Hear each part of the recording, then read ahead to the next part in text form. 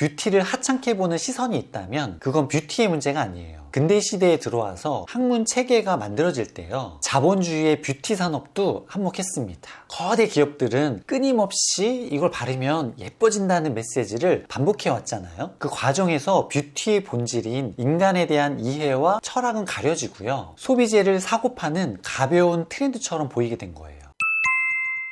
안녕하세요, 립바이 뷰티연구소입니다. 오늘은 조금 색다른 이야기를 해볼게요. 혹시 주변에서 이런 말 들어보신 적 있으신가요? 화장이 뭐가 어려워? 그냥 바르면 되는 거 아니야? 저는 이 말을 들을 때마다 솔직히 많이 답답했습니다. 그런데 동시에 이런 생각도 들었는데요, 그렇게 생각하는 게 그 사람 잘못이 아닐 수도 있다고. 오늘은 왜 뷰티가 쉽고 하찮은 것으로 인식되어 왔는지, 그리고 실제는 얼마나 깊은 세계인지 저와 함께 파헤쳐 보겠습니다.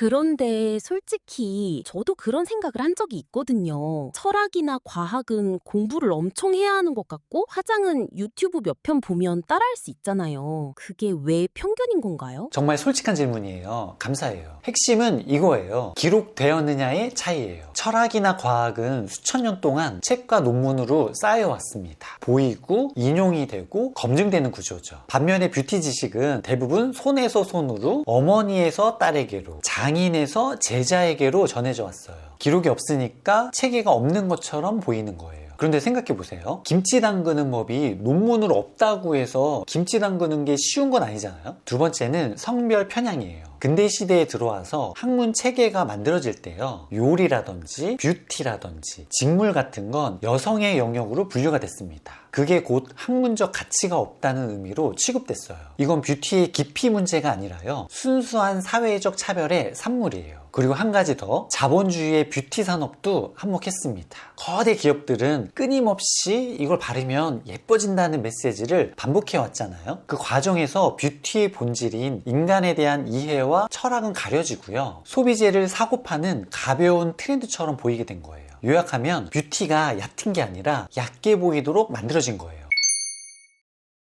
그렇게 따지면 그럼 뷰티에는 실제로 어떤 깊이가 있는 건가요? 구체적으로 알려주실 수 있어요? 좋아요. 구체적으로 들어가 볼게요. 먼저 색채학이에요. 퍼스널 컬러 진단 하나를 제대로 하려면 색 온도라든지 채도, 명도를 입체적으로 봐야 해요. 그냥 웜톤이니까 골드 브라운 쓰세요, 이게 아니라 색이 피부 위에서 어떻게 반응하는지를 이해하시는 거예요. 이건 요하네스 이텐이라는 바우하우스 색채학자의 이론이 기반이에요. 다음은 심리학이에요. 혹시 후광효과라는 거 들어보셨나요? 외모가 단정해 보이면 능력도 있어 보이고요, 신뢰감도 높아진다는 심리 효과예요. 또 인클로즈드 코그니션이라고 내가 어떻게 차려입느냐에 따라서 내 사고 방식 자체가 달라진다는 이론도 있어요. 화장을 하면 자신감이 생기는 게 기분 탓이 아니라 실제로 뇌가 반응하는 거예요. 거기에 더해서 사회적으로 보면 메이크업은 타인과의 관계에서 신뢰와 태도를 전달하는 가장 강력한 비언어적 소통 수단이에요. 말 한마디 하기 전에 이미 상대방의 인상이 결정되잖아요. 이 모든 게 얼굴이라는 캔버스 위에 동시에 일어나는 거예요. 이게 쉬운 일일까요?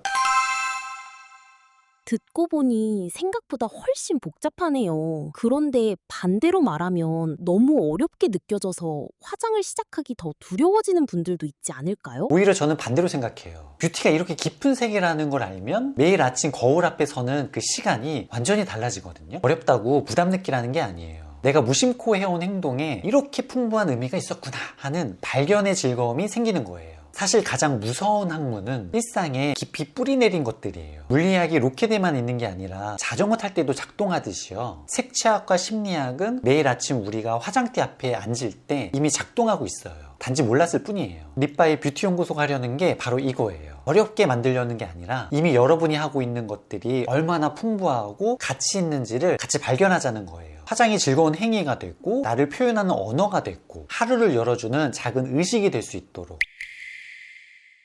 오늘 정말 많이 배웠어요. 마지막으로 지금 이 영상을 보고 계신 구독자분들께 한 말씀 부탁드려도 될까요? 네, 꼭 드리고 싶은 말이 있어요. 뷰티를 하찮게 보는 시선이 있다면 그건 뷰티의 문제가 아니에요. 그 깊이를 아직 만나지 못한 것 뿐이에요. 그리고 이미 화장을 즐기고 계신 분들께는 여러분이 매일 아침 거울 앞에서 하는 그 행동이 얼마나 지적이고 창의적인 행위인지 꼭 기억해 주세요. 색을 고르고 선을 긋고 빛을 다루는 일은 화가가 캔버스 앞에 서는 것과 다르지 않아요. 다만 그 캔버스가 나 자신일 뿐이에요.